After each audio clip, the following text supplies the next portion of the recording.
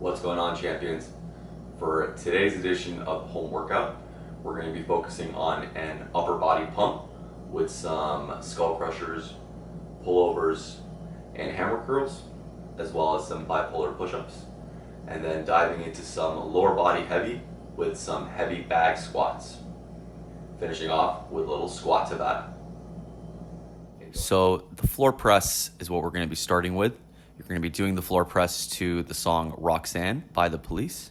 The way it works, you're going to be holding whatever object you use up on the top position, and then every time you hear the word Roxanne, you're going to bring it down and go for a press. You can use a bag or a kettlebell or even a dumbbell. Whatever object you pick, you just want to make sure that you maintain a really nice little squeeze so you feel the chest. And of course, don't forget, every time you hear the word Roxanne, bring it down and up. If you start wearing out before the song finishes, worst comes to worst, you can just hold the top position for the remainder. But try to do your best to keep pressing out so long as the song's going. So next up, we're going to be going into some hammer curls. So we're going to carry that pump that we built from the floor presses. Key here is to maintain that really nice little squeeze as you go for those curls.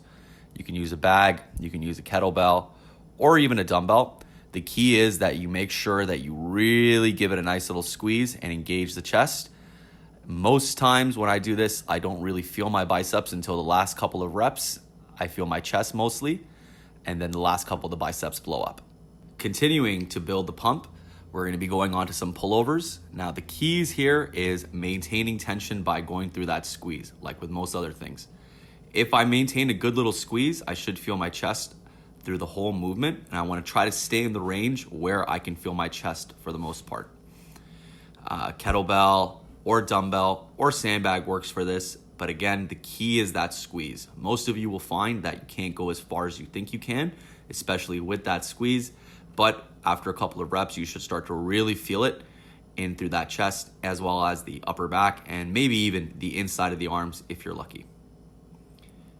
Again, main key is to maintain that squeeze regardless of whatever object that you're trying to use, whether it be the bag, the kettlebell, or the dumbbell.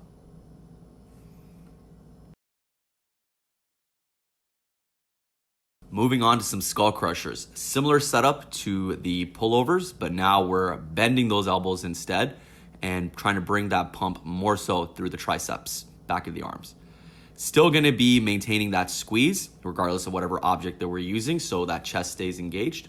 And a little similar to the hammer curls, I find when I do this, I usually will feel more of that pump through my chest at first, and the last couple of reps is where I'll start to feel those triceps really nicely light up. Besides that, the key is, once again, that squeeze. That's the main concept that'll help us get that nice little pump through the inside of the arms. Some might even feel it through the upper back while they're doing this. It's all good. So long as you got something lighting up through any of those, you're heading in the right direction. So moving on to some bi push-ups. So the key here is that I'm going to elevate one arm just a little bit. You can use a book like I have demonstrated here, or anything that you can elevate one arm on top of. You're going to do your push-ups the exact same way you usually would, but you might find that the arm that's slightly elevated just gets a little bit more of a pump through that chest. Make sure that you hit both sides and try to stay in the range where you can feel the chest as well as the inside of the arms working. If the push-up is not available to you and you have a dumbbell, you can definitely go with a one-arm floor press instead. You can use the dumbbell or the kettlebell for this, but just make sure that you try to stay at the angle where you can feel that chest working. And again, try your best to keep the reps as smooth as possible as you're going through.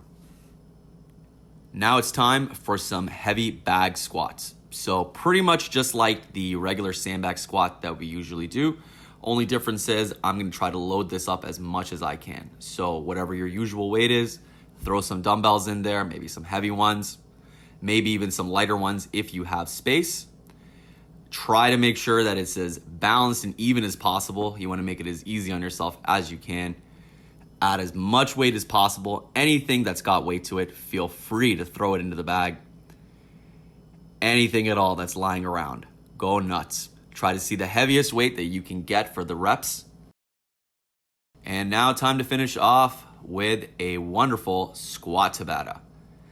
Everyone knows the score with this. Hit it fast, hit it hard. Try to see if you can reach a target in that first round, and then give yourself the goal to try to beat that every single round that comes through. Obviously, that won't happen after a couple of rounds and your lungs are on fire as well as your legs, but you want to try your best to intend to hit it hard every single round as best as you can.